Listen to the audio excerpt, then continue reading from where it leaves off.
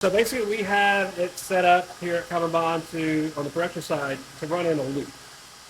So that door that we share with the pizza place that was next door is where we receive our deliveries and where everything goes out for distribution.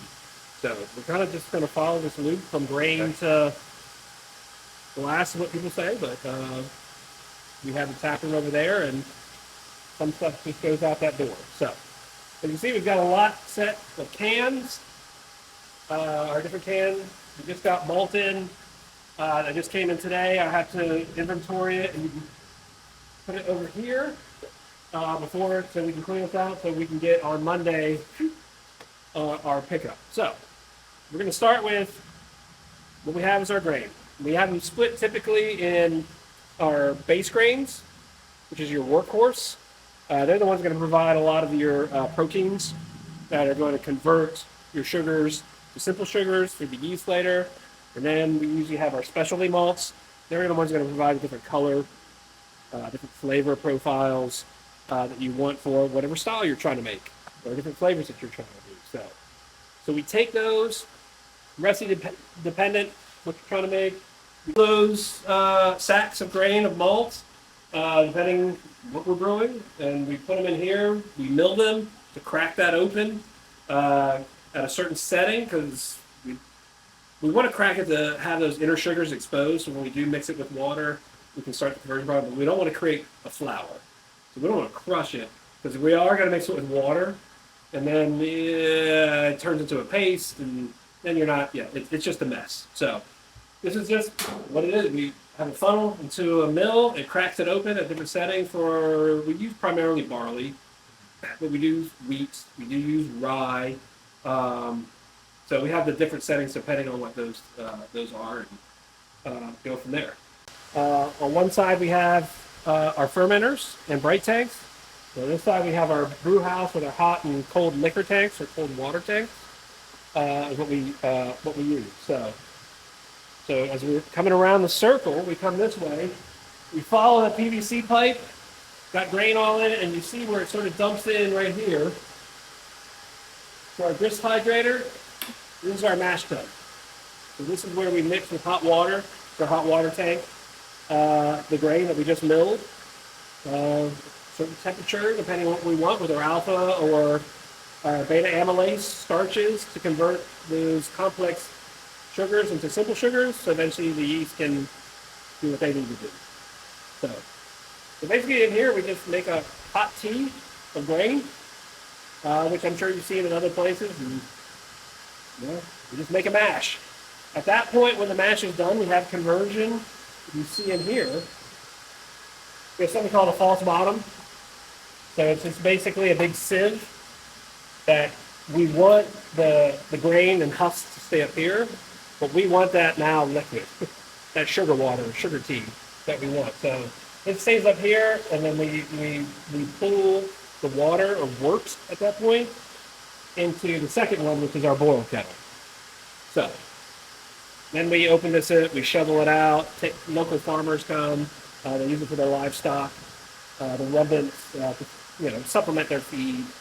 And then we go to the second one, which is our boil kettle, and that's what it is. It's a big pot, and we boil it for a certain amount of time to get the sugar concentration we want, depending on what our hop profile that we want, how much bitterness IBUs.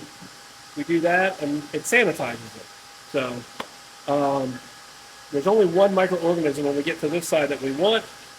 That kills everything else. Nothing can survive that. So that's basically what it does. At that point, we have a third vessel, which does a couple of things. It's called a whirlpool. So at this point, it shoots it around. It's like a big centrifuge. It helps us with clarifying the beer. So, any hot particles or protein coagulations that are left after the boil allows us to collect them. In the middle, we pull off the sides, so those aren't going into the beer. It also allows us to do late addition hops. They're more aromatic. So once you get, instead of bitterness, more of like, what's that aroma, depending on what hops we're using. And then it also allows us, if we're double batching in a day, to get that out so the next match can go in while this is doing something. So it's also for procedural stuff. So it's a 3-vessel, 15-barrel brew house. So usually when us brewers start talking to people, it's like, oh, what type of brew house do you have? What, it's size, 15 barrels, and then how many tanks. So some are 2 vessels, these are 3 vessels. They go up to 4 vessels, where you split that first one into a mash tun, into a water tun. It's all about what you need for your process. So once at that point, this is our cold water tank. We still have about 180 degree wort at that point, once it's done circulating. So then we run cold water through this radiator looking thing, or heat exchange. So cold water is going one way on one side, and then hot wort is going the other way. So by the time it comes out, the heat exchange allows us to come at a perfect 68 degrees Fahrenheit. So we can pump it into one of these conical tanks behind you, our fermenter, where we have a yeast waiting to just do this job. So the big joke is, us brewers, we make wort. The yeast makes beer. So we let the yeast then take that sugar wort and, create wonderful carbon dioxide and alcohol. So, and we do other things like dry hop it, or we add fruit, certain fruited beers at certain times.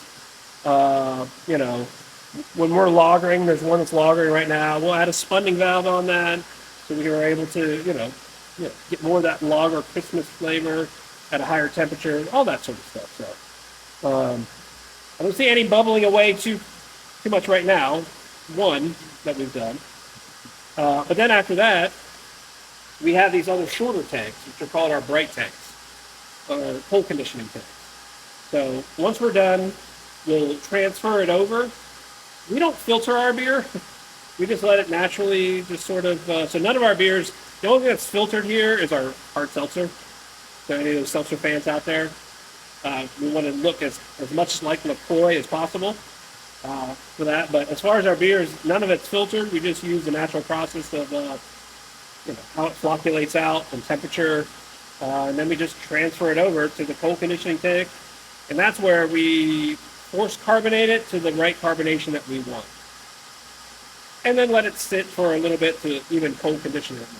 So at that point, we hook up a manifold where we either keg it right off this tank, or our canning machine, our very humble canning line, and we just package it straight from these tanks.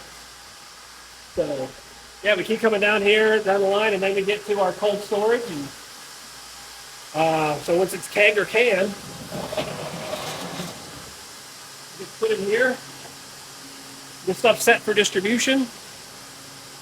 This side is set for, here are the dirty guts of our tap room.